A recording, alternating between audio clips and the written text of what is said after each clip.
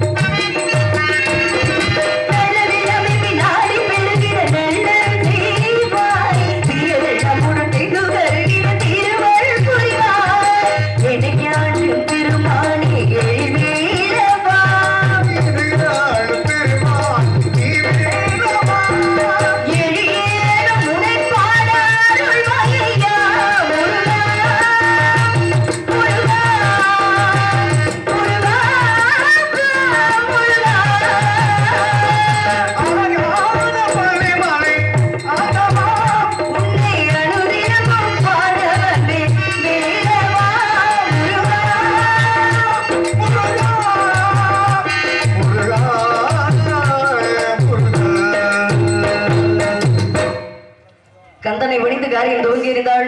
இந்த கைத்தட்டை யோசிச்சுக்கிட்டே கைத்தட்டா பிடிச்சிருக்கா பிடிக்கலையா கைத்தட்டாதானே தெரியும் எதை ரசிக்கிறீங்கன்னு சொல்லிட்டு இருக்கட்டும். நன்றி கைதட்டி உள்ளவர்களுக்கு நன்றி நன்றி கிடந்த வணக்கம்.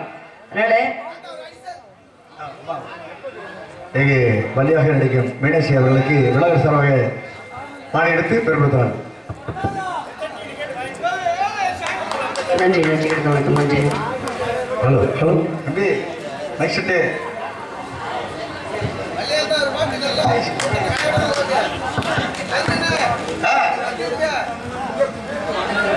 ஹலோ. கந்தனை பணிந்து காரியம் துவங்கி இருந்தாள். காவி அதனான ஐயான் அந்த திரிபுர சுந்தரியாய் அவதரித்து காளியாகும் நீலியாகும் திருசூழியாகவும் இருக்கும் அந்த மீனாட்சி நருளை பெறுவோமா?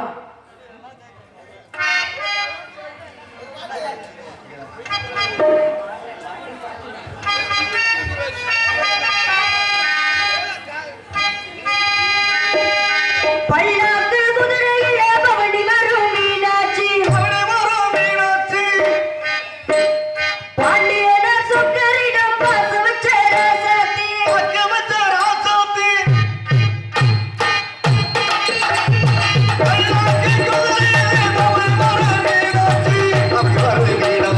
பாண்டியன சொக்கரிடம் பாச வச்ச ராசாத்தி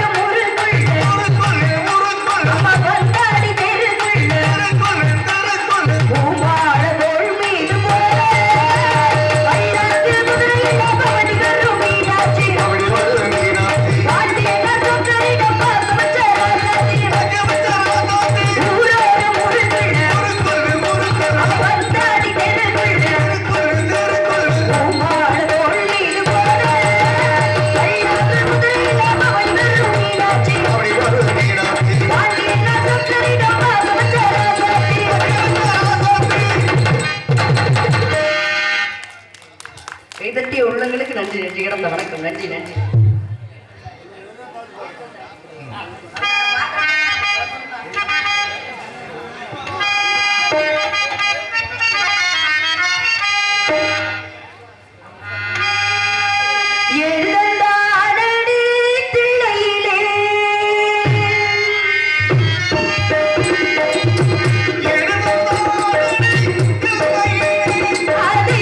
பாட வந்தேன் அவள்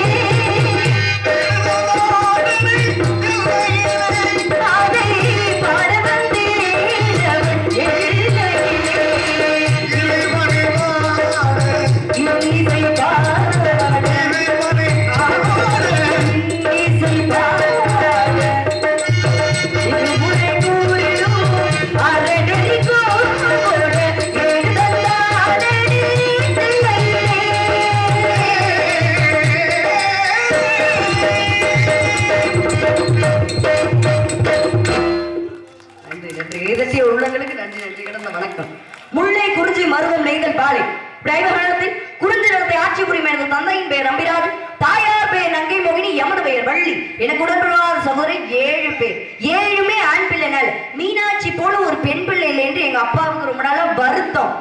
அப்படி வருத்தப்பட்டுக்கிட்டு இருக்கும் போது வள்ளி கிழந்து தோன்றும் பள்ளத்திலிருந்து எடுத்து வந்து என்னை ரொம்ப செல்லமாக சீரும் சிறப்புடன் வளர்த்து வருகிறார். பெண் பிள்ளை பிறந்தால் காவலுக்கு அனுப்புவதாக அப்பாவோட வேண்டுதல். அந்த வேண்டுதலுக்கு இணங்க இன்று நான் காவல் புரிய வந்திருக்கிறேன். என்னுடன் என் உயிர் தோழி ஒருத்தி வந்திருக்கா. அதை விட பேர் அழகி ஒருத்தி வரப்போறா.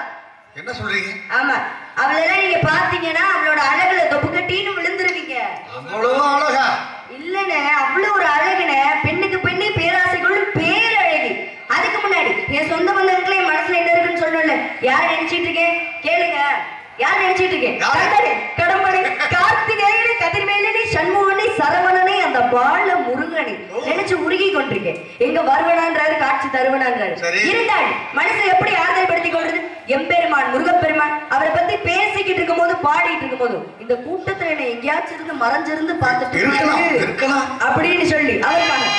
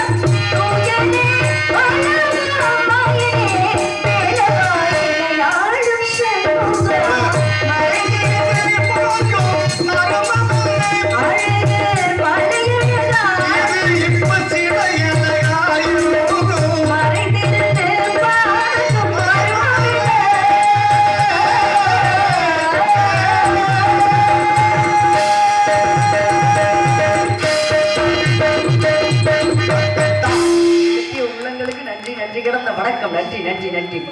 இந்த காலத்துல கஷ்டம் அப்படின்னு வந்தாலே நீங்க என்ன கேள்வி கேட்பீங்க? கழிவு ஊத்தலாம் தெய்வம் இருக்கா அப்படின்னு சொல்லி முதல்ல கேட்பேன். ஏன் நடக்கக்கூடிய விஷயம் அப்படி இல்லையா?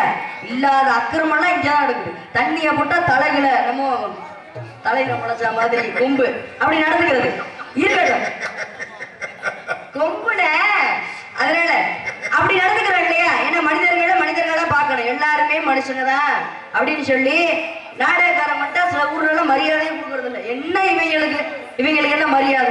எல்லாருமே சக தொழிலாளர்கள் சக மனிதர்கள் அப்படின்னு சொல்லி பார்க்கணும். அப்பதான் நல்லா இருக்கும். இருக்குல்ல? அப்ப இந்த கலியுகத்தெல்லாம் தெய்வம் இருக்கா அப்படின்னு சொல்லி கேட்கறவங்களுக்காக உண்மையா நடக்கிற ஒரு விஷயம் என்ன அப்படின்னா, திருச்செந்தூர்ல சூரசம்காரம் நடக்கும் இல்லையா? அதுக்கு முதல் நாள் போய் முருகப்பெருமான் வேல் நெடுங்கண்ணி அம்மன் கிட்ட போய் வேல் வாங்குவார். என்ன மரபு அப்படின்னா, சிக்கலில் வேல் வாங்கி செந்தூரில் சம்காரம் என்பது மரபு. அந்த அம்மா கிட்ட வேலை வாங்கினதுக்கு அப்புறம் தான் சூரசம்காரம் நடக்கும். இருக்குல்ல? எந்த பதிஷ்டமும் இல்லாம தான் வேல் வாங்க போவாரு. ஆனா வேலை வாங்கினதுக்கு அப்புறம் முருகப்பெருமானோட செப்பு திருமேனியாகப்படுது வேர்த்து ஒழுகுமா. அது மூலவர் சிலையா இருந்தா பரவாயில்ல, பிரதிஷ்டை பண்ணது, அதனால அந்த சிலை அப்படி இருக்குன்னு சொல்லலாம். ஆனா உற்சவர் சிலை வருடம் வேலை வாங்கினதுக்கு அப்புறம் வேர்த்து ஒழுகுமா. இதை விட என்ன வேணும்? கலியுகத்துல ஒரு தெய்வம் இருக்குன்னு சொல்லிட்டு, அதனால எந்த தொழில் செஞ்சாலும் எந்த வேலை செஞ்சாலும் கடவுள் சாட்சியா இருப்பாரு அப்படின்னு சொல்லி பயந்து செய்யணும். அதான் வாங்குற காசு உடம்புல ஒட்டும். இருக்கு இல்லையா? 2 பேர் இருந்தாலும் அந்த தொழில் தான் பார்க்கணும். 1000 பேர் இருந்தாலும் அந்த தொழில் தான் பார்க்கணும். ஏன்னா எப்பயுமே ஒரே சம்பளம் தானே கொடுக்குறாங்க. இருக்குல்ல? அதனால அந்த கலியுகம் வருதானே அந்த கார்த்திகேயனை நான் எப்படிலாம் காதலிச்சுக்கிட்டு இருக்கேன் தெரியுமா? என்ன நீங்க தெய்வ பக்தியோட பாடிக்கிட்டு இருந்தீங்க, இப்ப திடீர்னு காதல் பண்றீங்க. ஏன் காதல் பண்ணக்கூடாது? தப்பு. நீங்க முருகன் மேல வச்சிருக்க பக்தி. நான் அவரைதான் காதலிக்கிறேன். நீங்க இவ்வளவு பக்தி வந்து புத்தி போய் இப்ப காதல மாறிடுச்சா? ஆமா, உங்கள மாதிரி காதல் கிடையாது. புனிதமான காதல், தெய்வீகமான காதல். அவருக்காக நான் எப்படிலாம் காத்துட்டு இருக்கேன். என் காதல் கூட லோக்கல் மாதிரி தெரியுமா சொல்றீங்க? அப்படிலாம் சொல்லுங்க. நான் பாட யாரு காரணம் தெரியுமா?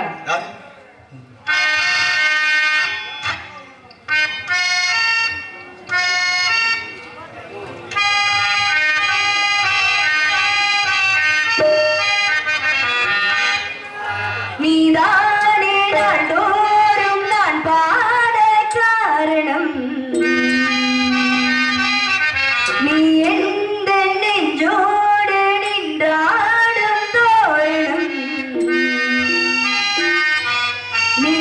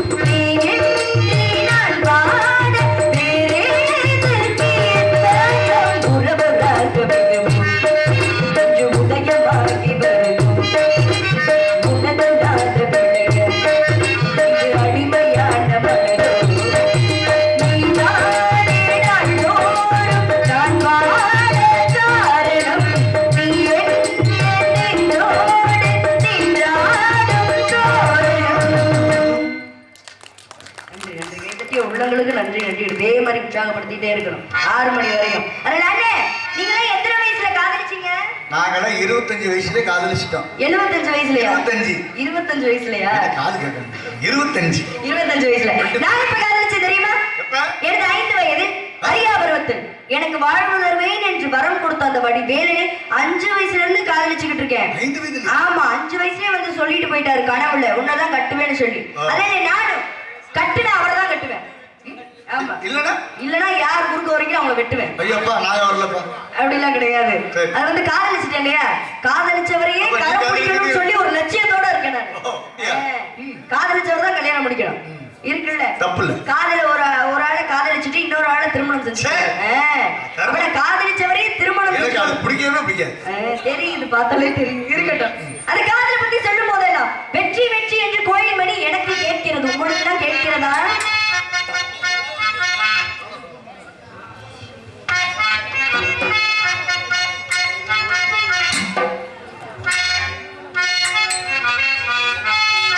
ஃபேவரட் சாங் கரெக்ட்டா.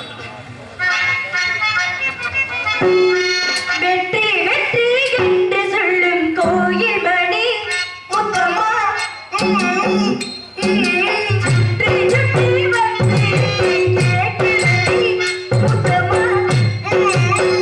வெற்றி வெற்றி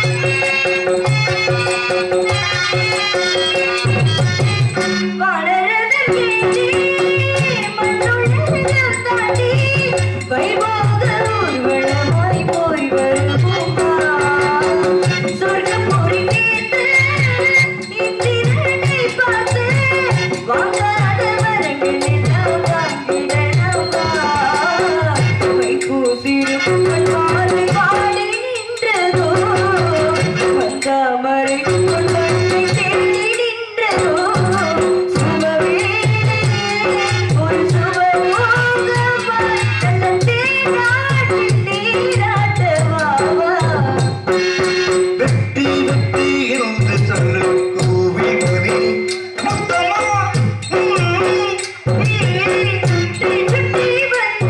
சுற்றி சுற்றி வந்து கேட்கிறடி முத்தம்மா.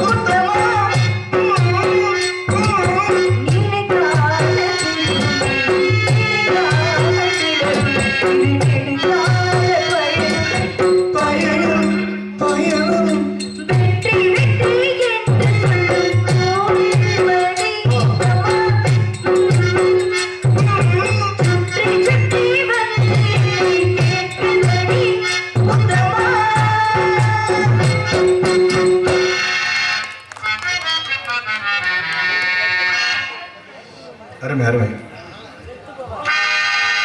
நிலவுக்கு எல்மே என்னடி கோவம் நெருப்பாய் எரிகிறது இந்த மலருக்கு எல்மே என்னடி கோவம் உள்ளாய் மாறியது கனி முடிக்கெல்மே என்னடி கோவம் தனலாய் காகிறது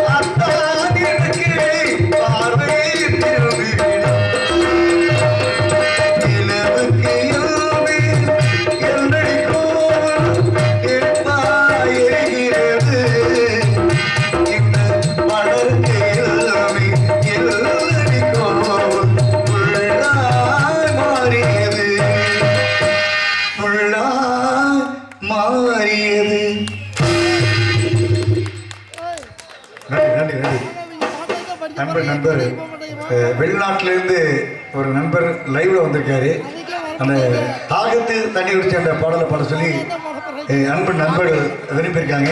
அவர்கள் விருப்பதை கிடைக்கி ஒரு பாட்டு. சரி தம்பி, வெளிநாட்டில் வாழும் அந்த நண்பர்களுக்கு நேரடியாக லைவ் கொடுங்க, இல்லைன்னா தமிழ் கலாச்சாரம் என்று வீடியோ அவங்க கொடுத்தீங்கன்னா ரேடியோ பார்த்துக்குவாங்க. தாகத்துக்கு தண்ணீர் குடித்து பாவத்துக்கு தண்ணி அடித்து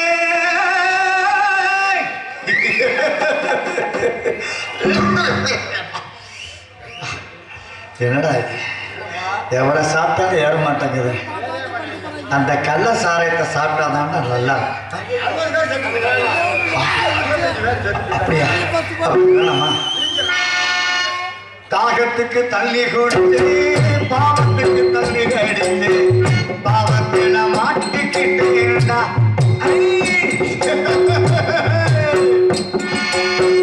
தாகத்துக்கு தண்ணி குடிச்சு பாவத்துக்கு தண்ணி அடிச்சு பாவத்தில் மாட்டிக்கிட்டு இருந்தா இப்போ பாவத்தில் மாட்டிக்கிட்டு இருந்தா மறுகு போச்சுடா குடிச்ச மயக்கத்திலே இருக மாற்றிடா அடிச்சிட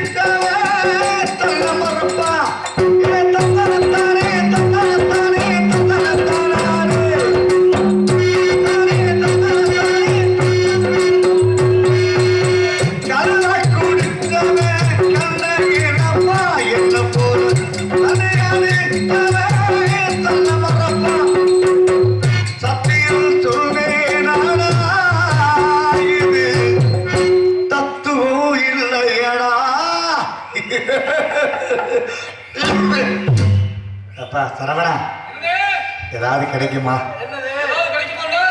இந்த நேரத்தில் ஒரு கட்டி இருந்துச்சுன்னா இந்த சுதி கொஞ்சம் கிளம்பும். இருக்கானே ஆமாப்பா சரிப்பா நீ உடம்பு நல்லவனா? தாகத்துக்கு தாகத்துக்கு தாகத்துக்கு தண்ணி குடிச்சு பாவத்துக்கு தண்ணி அடிச்சு பாவத்தில் மாட்டிக்கிட்டு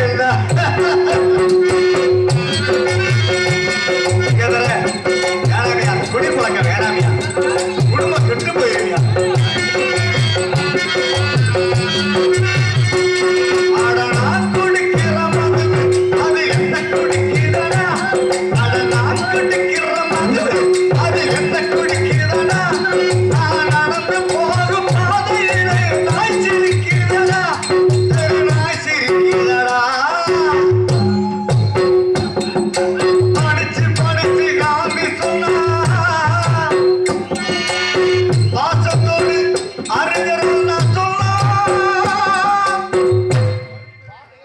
யார் சொல்லி நாங்க கேட்க மாட்டோம், ஒரு பையன் கேட்க மாட்டான்.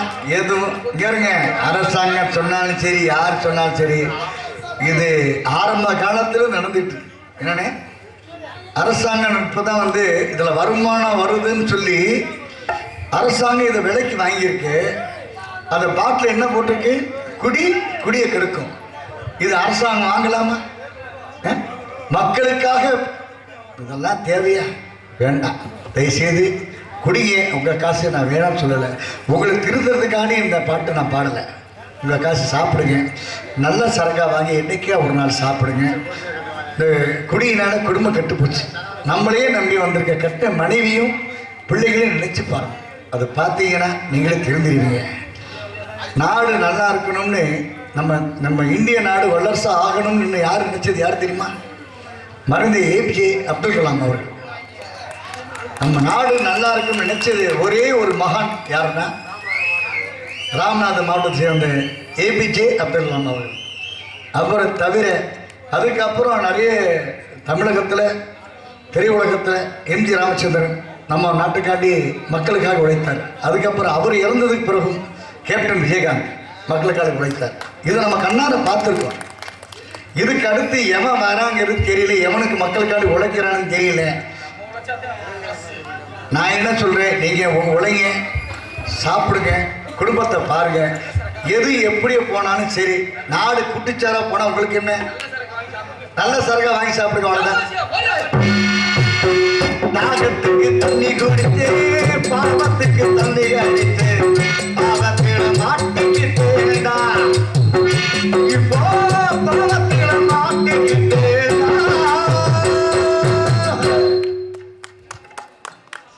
கை திட்டுறீங்க, கை தட்டாம வேணாமே, அதானே? சரி, கை தட்டி அன்பளுக்கு நன்றி.